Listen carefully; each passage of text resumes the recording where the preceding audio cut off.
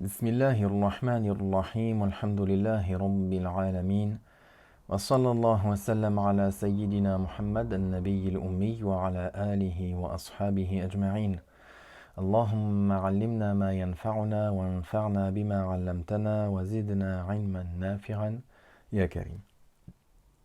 أما بعد فنكمل في دروسنا من كتاب نور الإيضاح ونجاة الأرواح للشيخ الشرنبلالي رحمه الله تعالى. Nous continuons dans notre cours à partir du livre Nur al-Idah wa Najat al-Arwah du Cheikh Ash-Shurunbulali rahimahullahu ta'ala. Nous continuons donc dans l'énumération des conditions et des piliers de la prière. Nous avons commencé à citer certains détails dans le dernier cours concernant la prosternation.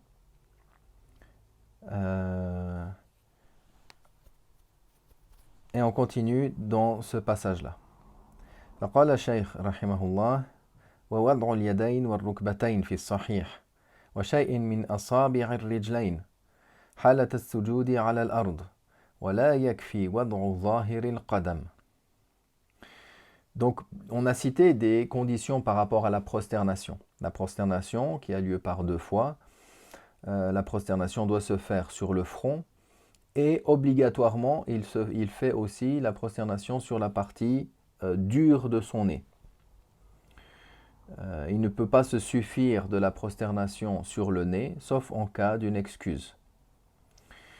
On a mentionné également que l'endroit où il se prosterne ne soit pas plus haut que l'endroit où il a ses pieds qui sont de plus d'une demi-coudée. Et également, il cite ici le fait de poser au sol les mains, de poser au sol les genoux, selon l'avis qui est juste. Et une partie des orteils,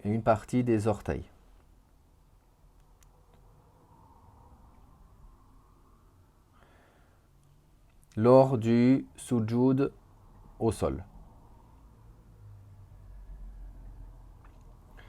Et il ne suffit pas de poser l'extérieur le dessus des pieds. Dans cette question, il y a certaines facilités, surtout aussi pour le commun des gens, certains qui ont prié longtemps sans faire attention à cette chose-là. Il y a des facilités, c'est-à-dire des cas où ça reste valable, même dans ce cas de figure-là, mais également, par suivi de cet avis et par précaution, en dehors des autres écoles, la personne va appuyer l'intérieur de ses orteils au sol.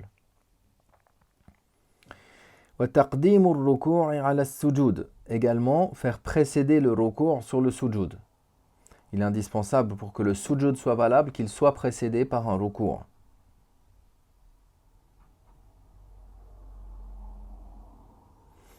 Par exemple, il a oublié de faire le sujoud. Il a oublié de faire le ruku', il est descendu tout de suite au sujoud. Ce sujoud-là n'est pas valable. Il n'est pas compté. والرفع من السجود إلى قرب القعود على الأصح. Et également, lorsqu'il fait la première prosternation, il se relève du sujoud proche d'être de nouveau redressé.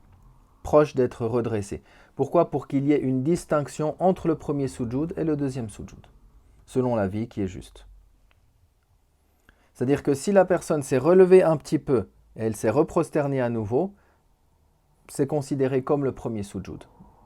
Il doit se relever, en général il se relève complètement assis, mais d'une manière à être proche de cette position debout, cette position redressée, pour distinguer entre le premier et le deuxième sujoud. وَالْعَوْدُ إِلَى السُّجُودِ, donc le fait d'accomplir une deuxième prosternation. الْقُعُودَ الْأَخِيرِ قَدْرَ التَّشَهُدِ, la position assise pour le dernier tashahhud, c'est un pilier, c'est un devoir. La récitation dans le tashahhud, c'est une obligation, c'est un wajib. Le premier tashahhud, c'est un wajib. La position assise dans le premier tashahhud, c'est un wajib. Mais ce qui est un pilier, c'est rester assis dans le dernier tashahhud, ou dans la dernière assise, le fait de rester assis de la durée du tashahhud, une durée équivalente au tashahhud, c'est ça le pilier.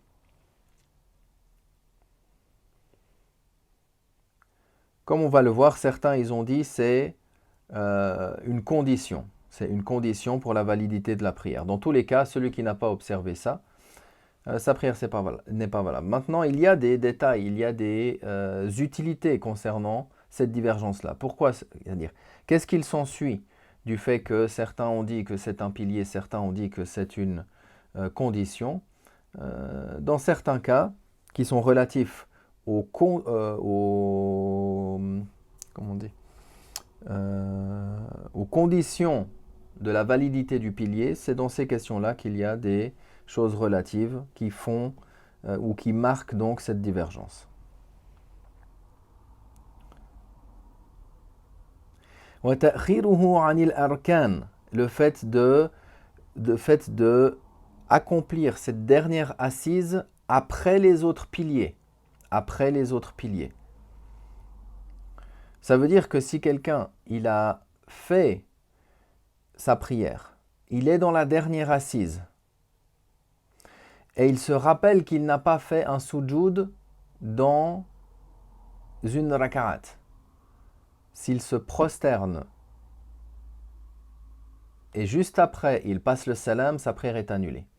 Pourquoi? Parce que ce sujoud-là, il aura levé la position assise de la durée du tashahhud qu'il vient d'effectuer. Donc il doit renouveler, répéter cette durée du tashahhud, cette durée de rester assis durant le temps du tashahhud. Pour cela qu'il dit que cette position assise de l'équivalent du tashahhud doit être accomplie après tous les piliers qu'on a cités. S'il a rattrapé un pilier, il a fait le tashahhud, il est resté dans la dernière position assise, il a fait le tashahhud, récité le tashahhud. Et après, il se rappelle qu'il a oublié une prosternation par exemple. Maintenant, il va faire cette prosternation, il doit de nouveau accomplir, donc c'est un des piliers la prosternation, il doit accomplir de nouveau le tashahhud, la position assise de la durée du tashahhud, afin que ce soit le dernier pilier accompli. Voilà, ça c'est une des conditions, que le pilier soit accompli en étant réveillé. C'est pas le simple fait qu'il se soit endormi dans un pilier, par exemple, non. Mais d'accomplir, si la personne, il s'est endormi pendant tout le pilier, c'est-à-dire que tout le pilier il n'a pas accompli en étant réveillé, alors ça c'est une des conditions pour que ce pilier soit valable.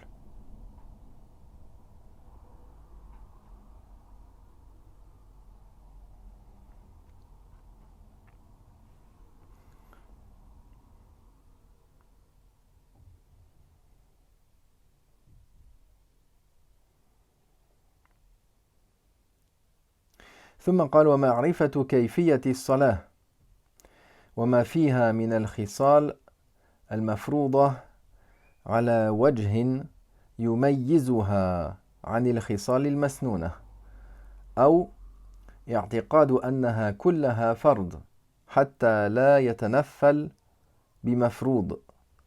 Ici, il mentionne savoir comment accomplir la prière, de sorte où il va distinguer ce qui est obligatoire, ce qui est fard et ce qui est simplement recommandé.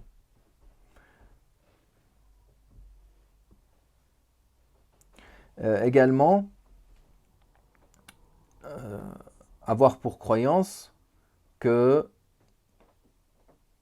la prière qu'il accomplit est fard.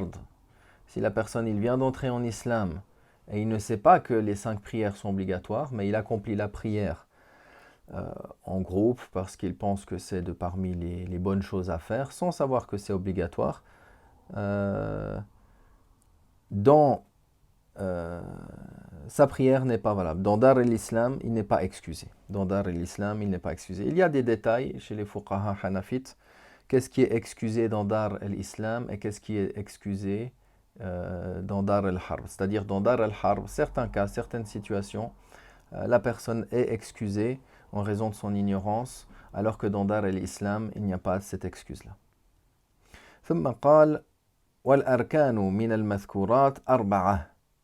Maintenant, de tout ce que l'on a cité, les piliers, les devoirs, ce qui est indispensable pour que la prière soit valable, on ne parle pas du péché ici, mais pour la validité, al-qiyam wal-qira'a wal-ruku' wal-sujud.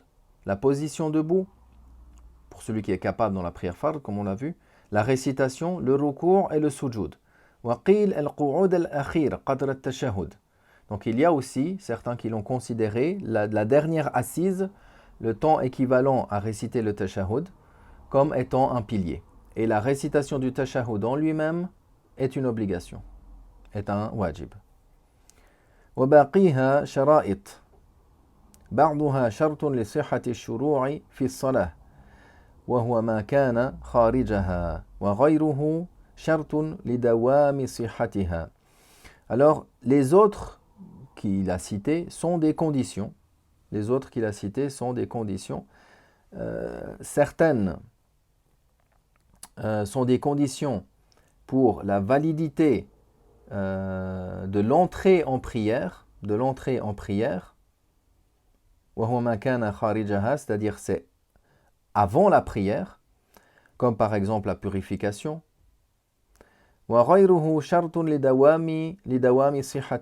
Et d'autres conditions qui sont classées comme étant des conditions qui doivent avoir lieu également tout au long de la prière pour sa validité, comme par exemple la zone de pudeur. C'est-à-dire qu'avant la prière, si la personne n'a pas couvert sa zone de pudeur, mais il a couvert sa zone de pudeur, il est entré en prière, c'est valable.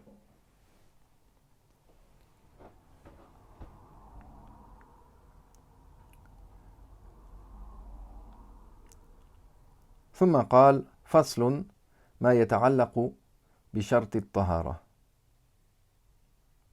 Maintenant, il mentionne un nouveau chapitre concernant certaines choses qui se rattachent à certaines conditions, c'est-à-dire que c'est certaines choses qui sont liées aux conditions de validité de la prière. Walhamdulillah wa sallallahu wa sallam ala rasulillah.